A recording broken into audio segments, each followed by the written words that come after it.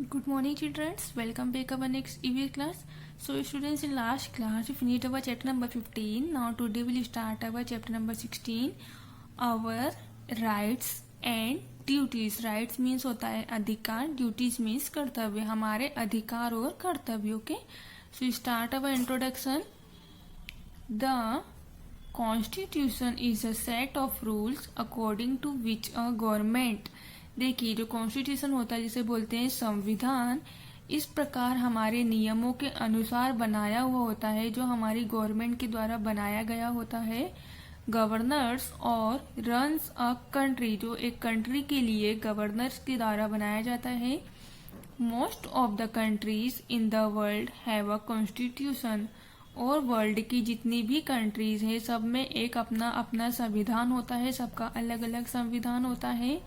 It is very important for the citizens of a country to abide by and respect the constitution of their country.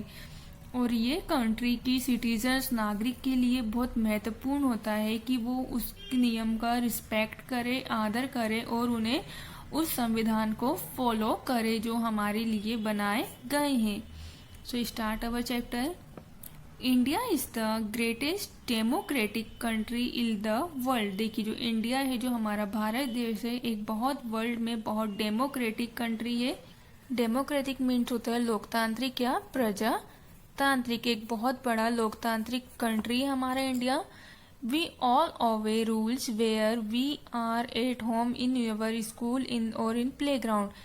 We all obey rules, और हमारे लिए ऐसे बहुत सारे rules बनाए गए हैं जब हम घर पे रहते हैं या हम स्कूल के प्ले ग्राउंड में रहते हैं या स्कूल में रहते हैं.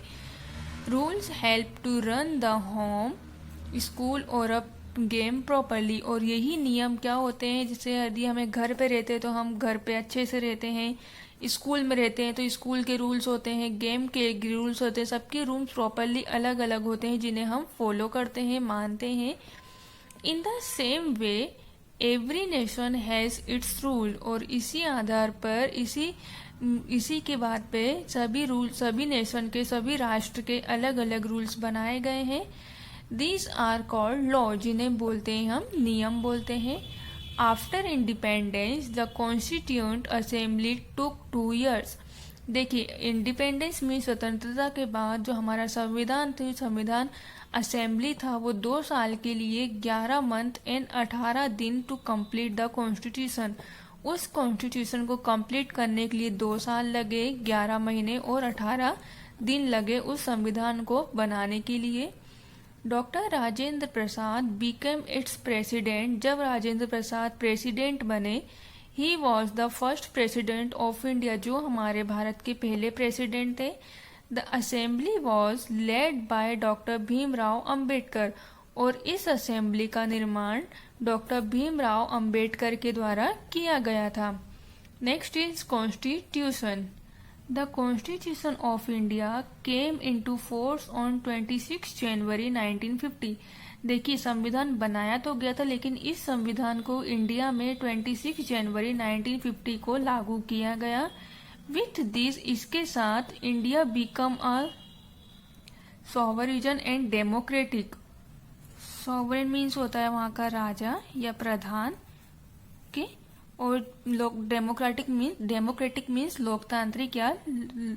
India is sovereign because it's independent. देखिए, जो हमारा भारत देश है एक राजा के हिसाब से चलता है, बिकॉज इट्स इंडिपेंडेंट, क्योंकि ये आज़ाद है, स्वतंत्र है.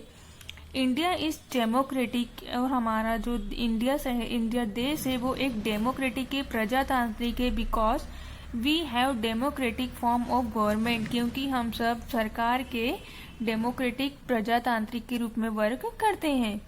People elect this representative who run the government. और लोग इन्हें ही अपना रिप्रेजेंटेटिव मानते हैं. हु रन द गवर्नमेंट, जो गवर्नमेंट को चलाता है उसे ही अपना सब कुछ मानते हैं. Constitution is a body of fundamental principles or established precedents according to which a state country. देखिए, जो संविधान होता है एक प्रकार का फंडामेंटल होता है इस सिद्धांत पर, जहाँ पर उस कंट्री का, उस स्टेट का जो प्रेसिडेंट्स होता है उसके स्थापित किया गया सिद्धांत होता है, उसके अनुसार to or other organization is acknowledged to be governed. Okay, so students इनके आगे के राइट्स हम नेक्स्ट क्लास में डिस्कस करेंगे. Thank you, have a nice day.